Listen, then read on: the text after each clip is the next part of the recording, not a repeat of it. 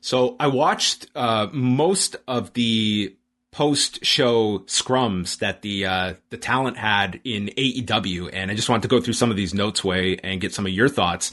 Bryan Danielson was there, and my God, this guy, he was extremely, I won't even say diplomatic. I think he genuinely grateful for his time at WWE, but I think you could read between the lines here that he just felt that he stated that he has a tremendous relationship with Vince McMahon, but he tends to be overprotective of him, and he is someone that wants to push his limits and challenge himself, and that's what this represents. He very much wants to go to New Japan, but the idea of quarantining for 2 weeks to go over there and do matches when he's got a family is just not possible now. He also very much wants to go to Mexico, but acknowledges that might not be the safest option. So it looks like for the immediate future, he's focused on AEW.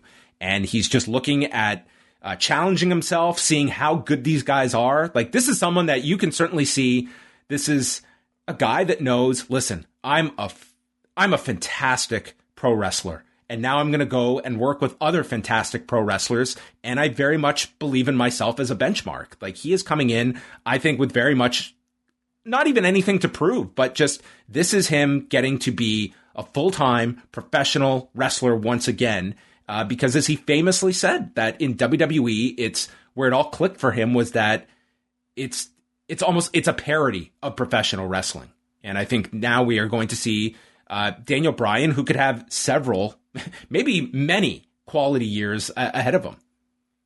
I think back to the time that Bryan had to retire and, some of the follow through from that, seeing glimpses of him dealing with the end of his wrestling career on a Total Bellas, going through bouts of depression because he no longer was able to do the thing that he loved so much, reminds me just exactly how much this guy loves professional wrestling. And when I say loves professional wrestling, I'm assuming it's not simply one style of professional wrestling, which he has been doing for the better part of the past decade plus. And now he gets to explore everything that is out there at a time when those options are, I think, more fruitful than ever.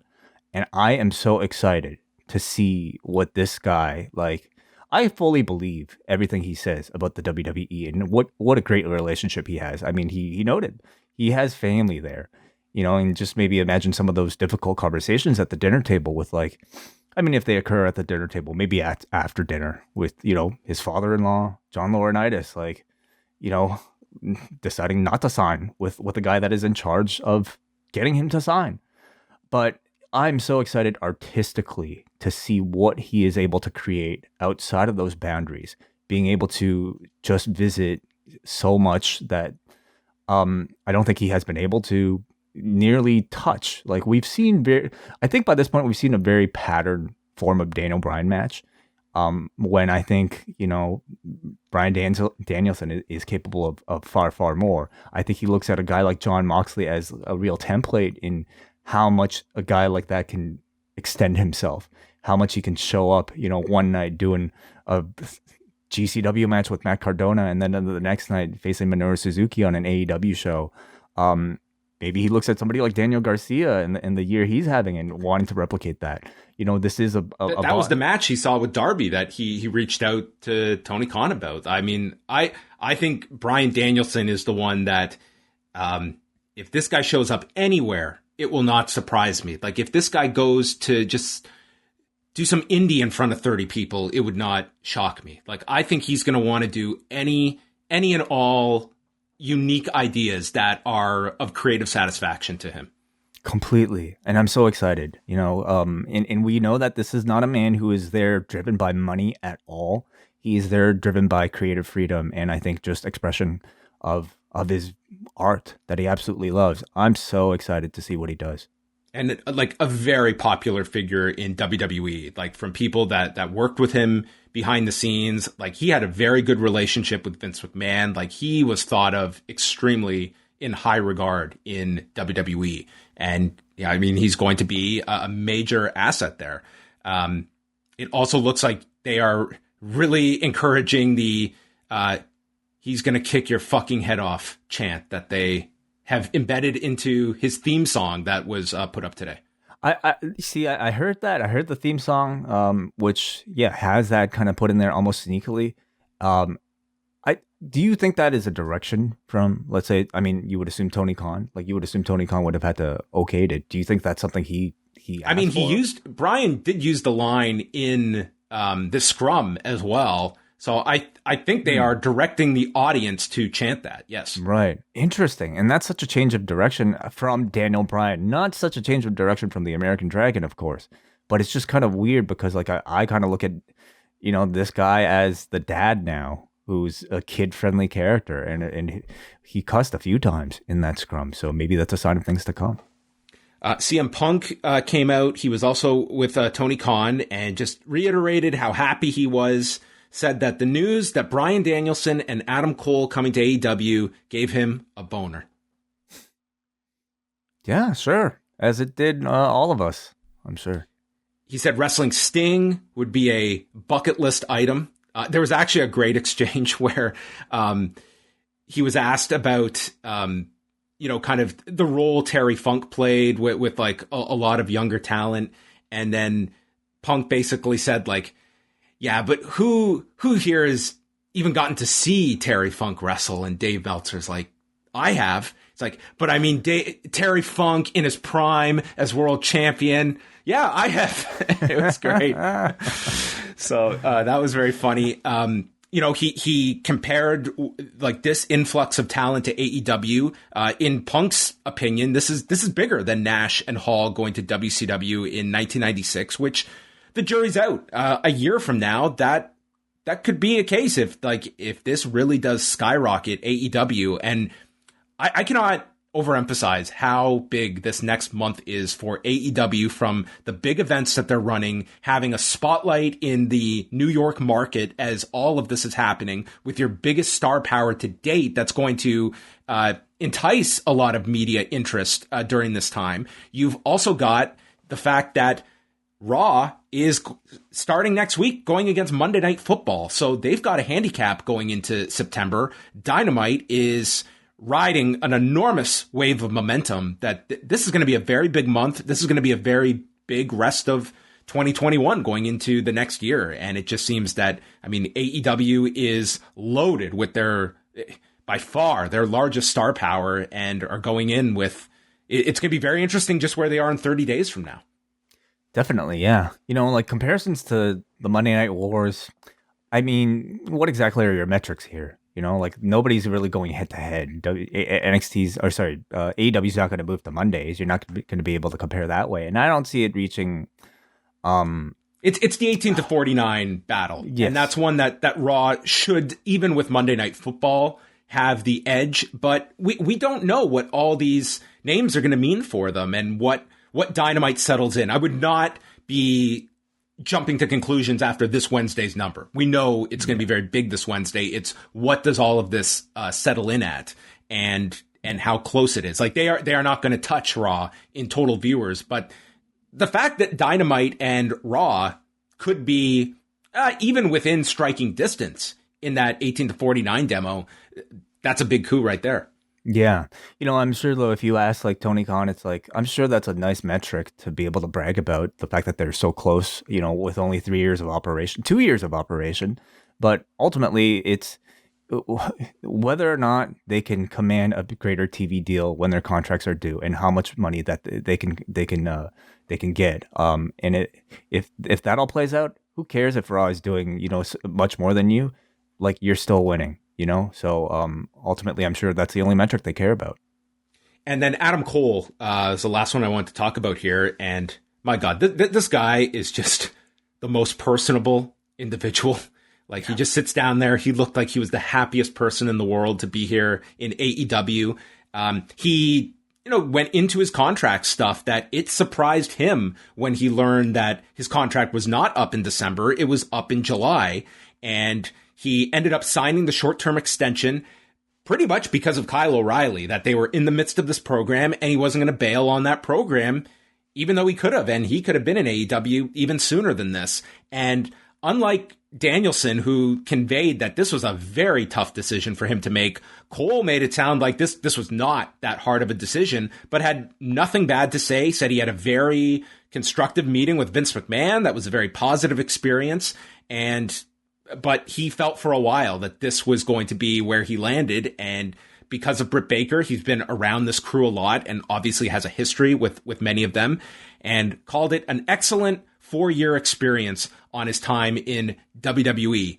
Would you call it, Wei, a excellent 4-year experience for an individual that was signed at the age of 28, and what WWE got out of Adam Cole in 4 years? Because when he debuted in 2017, NXT was something different than what it became when it's suddenly on the USA Network. I think, considering the total picture and considering maybe the varied amount of successes that we've had in NXT, I would overall absolutely say yes, it was still successful for Adam Cole, knowing where he was in the industry before and where he leaves now 4 years later as, I think, a really hot prospect coming out of NXT.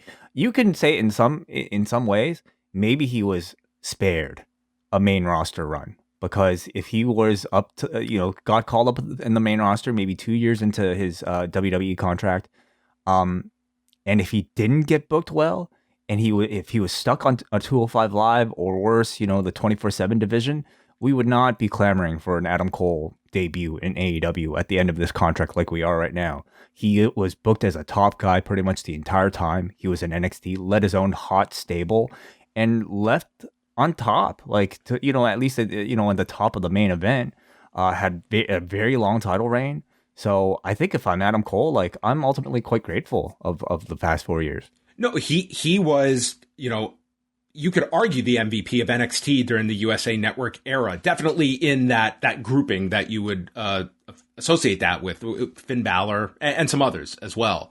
But I do think it's somewhat an indictment of the system that is a concern, that thank God he didn't make it to the main roster, that here is someone that we always talk about WWE and who are these under 30 stars. And you signed a phenomenal one who was pretty much ready when he was signed. Sure, you got a year out of NXT, but he did, once 2019 came around, this was not just get talent ready for the main roster. This was its own thing, and he was a valuable tool. But at the same time, it's you had 4 years, and this guy gave you ages 28 to 32. He never got to the main roster. I think that is really notable, that here was a guy, prime years, you didn't get any main roster time out of him. And at the end of 4 years, this guy who in this scrum said, it was my dream since I was 9 years old to be in this company, left. I think that's a very telling aspect of these talent to leave the company.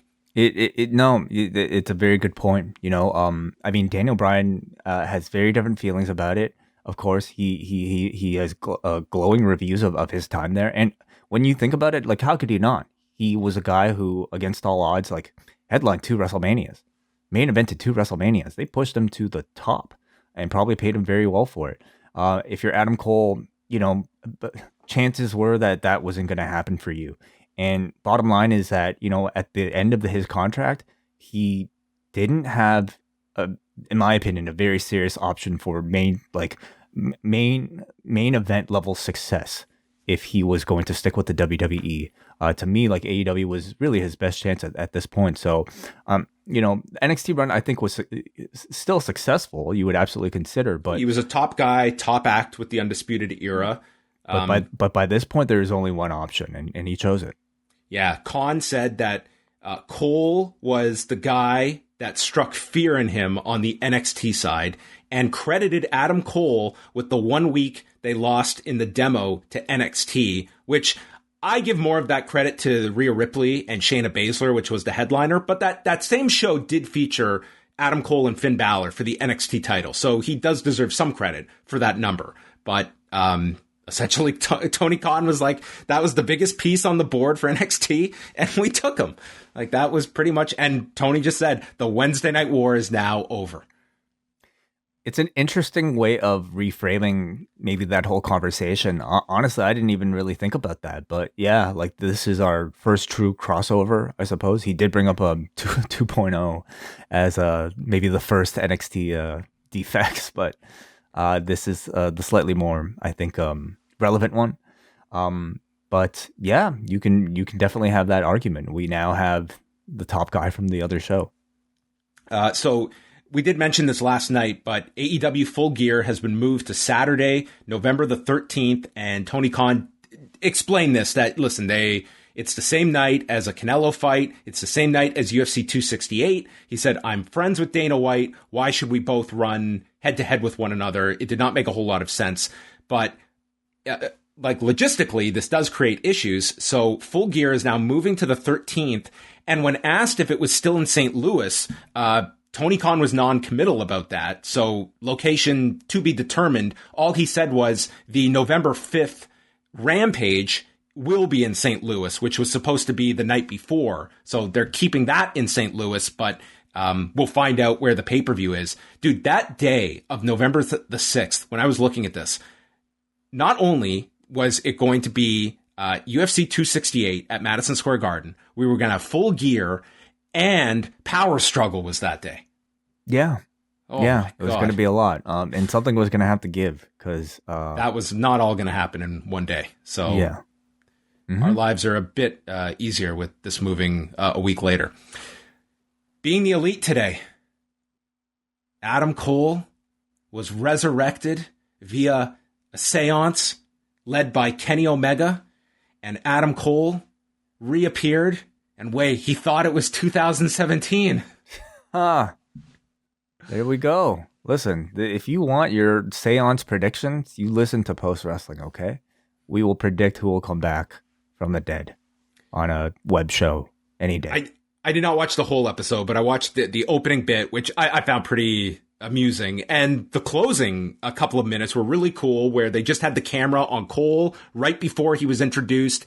Same with Danielson. And then after the pay-per-view, where, I mean, these guys, the Elite members, I mean, it was just like this big family reunion, and they could not hide the emotion of just what they pulled off. And like, what a night for them of, you know, the Bucks, who, like, what a classic that they were part of. And then you get this angle at the end of the night. I am sure there were a lot of people riding a high coming out of that show last night. Oh my God. I mean, if the fans were feeling the way that we were afterwards, I can't imagine what it was like to be an active participant on that show. Are you kidding me? Yeah, no, it was like, we knew that they had to maybe address Adam Cole's return on BTE somehow. And they did it in, as I think, campy, you know, amusing fashion as the original Death was, in Reseda, as he died from a poison Monster Energy drink. I mean, it's ridiculous, and I think, you know, its audience accepts and loves it for that reason. So, you know, it was fun. It was amusing.